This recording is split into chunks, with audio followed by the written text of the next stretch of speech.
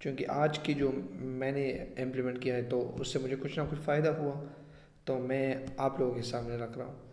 तो कोशिश करता हूँ कि जो मैंने इम्प्लीमेंट किया और जिससे मुझे कुछ फ़ायदा हुआ है तो वो मैं आप लोगों के सामने रख सकूँ।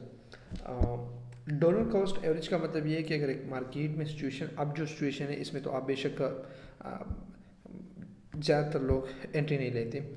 आपने ज़्यादातर ये लोगों को भी सुना होगा कि काश मार्केट एक बार क्रैश हो जाए तो तब मैं अपनी पोजीशन लूँगा। अब जो सिचुएशन है, अब मार्केट पे आपको कोई भरोसा नहीं, मार्केट किसी भी टाइम किसी भी वक्त क्रैश हो सकती है।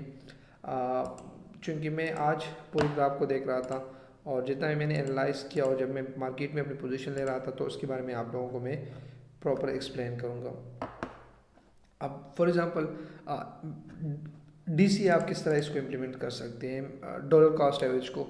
तो इसका मतलब असल में ये है कि अगर मैं आसान अल्फाज में आप लोगों के सामने रख लूँ कि आपके पास फॉर एग्ज़ाम्पल $100 की इन्वेस्टमेंट है, तो आप कभी भी सारी इन्वेस्टमेंट में हमेशा ये आपने मुझे सुना होगा कि हमेशा कभी भी अपनी सारी पेमेंट एक ही करेंसी में ना रखें। अगर आप अच्छी अप्रोच ये है कि अगर आपको $1, एक फॉर एग्ज़ाम्पल मैं यहाँ पे आपको अगर प्रॉपर एग्ज़ाम्पल के ज़रिए से समझा सकूँ तो मैं अपनी पोजीशंस आपको बता रहा हूँ कि जिस तरह सोल की मैं बात करूँ, अब आप भी जाके सोल की मार्केट देख सकते हैं। सोल की रेट जब 28 था तो मैंने अपनी पोजीशन ले ली। अब जैसे ही वो 28 से गिर गई, तो मेरी इन्वेस्टमेंट फॉर एग्ज़ाम्पल $100 थी, तो मैंने सिर्फ और सिर्फ $25 पे अपनी पोजीशन सोल के अंदर ले ली। 28 से मार्केट नीचे आई और जैसे ही वो 26 पे आ गई तो मैंने और ले लिया। एग्जैक्टली बिल्कुल 26 पे मैंने अपना पोजीशन 25 और डाल दी। जैसे ही मार्केट और नीचे आई 26.015 के इस तरह की कुछ आ गया, तो मैंने कहा चले इस जगह पे 25 की और इन्वेस्टमेंट कर देते हैं, तो 25% मैंने और इन्वेस्ट कर दिया। तो जैसे ही मार्केट यहाँ पे, अब हर एक करेंसी आपको टाइम देगा आपको, लेकिन आप उस टाइम को किस तरह एनालाइज करोगे। जिस तरह मैंने एक ख़ास स्ट्रेटेजी के ज़रिए मार्केट में अपनी पोजीशन ली। अब सोल चूँकि अगर आप उसकी फास्ट हिस्ट्री देखें तो ये तकरीबन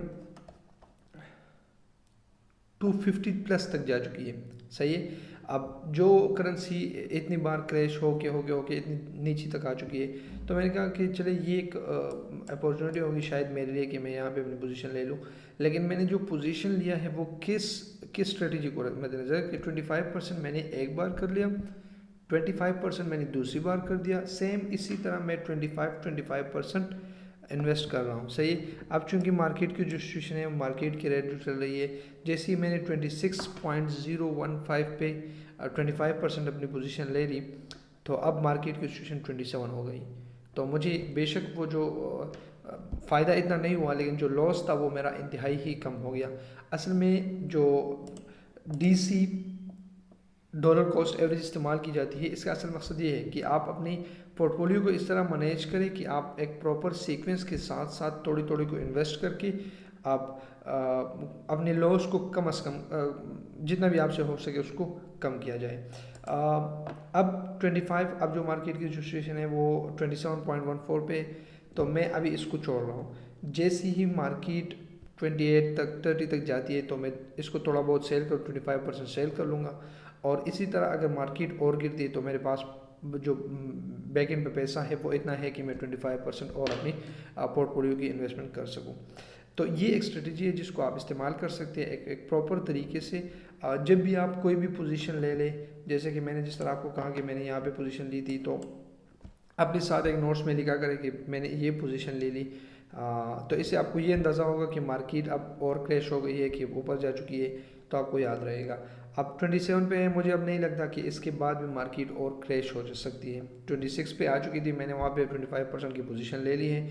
अब मार्केट 27.12 पे है, लेकिन इस पैनिक सिचुएशन में मैंने जिस तरह आप लोगों को ऑलरेडी कहा कि इसमें आप कभी भी ये भरोसा नहीं कर सकते किसी भी करेंसी पे। अगर आप बिटकॉइन की बात करें, अगर आप इथेरियम की बात करें, सोल की बात करें, सोल एक ऐसी करेंसी थी जो मुझे नहीं लगती थी कि ये इतनी भी गिर सकती हैं, लेकिन स्टिल वाहिद क्रिप्टो ही है जिस पे आप कभी भी इतना भरोसा नहीं कर सकते। सिचुएशन की आप देख सकते हैं कि पिछले एक हफ्ते से मार्केट में कोई भी आपको पॉजिटिव मूव नज़र नहीं आ रहा। तो ये एक स्ट्रेटजी है जो आपको इस्तेमाल करनी चाहिए। मेरे लिए जो हेल्पफुल था वो यही था कि 20 जिस तरह मैंने 26.1015 पे बाई किया तो मार्केट थोड़ी बहुत चली गई। अब 27.03 पे है, अब मार्केट जा चुकी भी है, 28 पे भी जा चुकी है, लेकिन मैंने सेल नहीं किया। मैंने कहा शायद ये और भी ऊपर जाए। तो लालच को थोड़ा अवॉइड करके जैसे ही मार्केट आपको थोड़ा बहुत मुनाफा देती है या आपकी जो लॉस है वो मैक्सिमम कम कर सकती है, तो कोशिश किया करें कि वहाँ पे थोड़ा सा आप सेल किया करें। अब मैं ये सोच रहा हूँ जैसे दोबारा ये 28 पे जाएगी तो मैं 25% सेल करूँगा। अब जैसे ही मार्केट अगर 28 से दोबारा गिरती है, 26 पे आ जाती है, 25 पे आ जाती है, तो जो 25% मैंने सेल की थी दोबारा मैं उसका बाई करूँगा। तो ये एक स्ट्रेटजी जो आप लोगों को इस्तेमाल करनी चाहिए, बहुत ज़्यादा फ़ायदा देगी आप लोगों को। और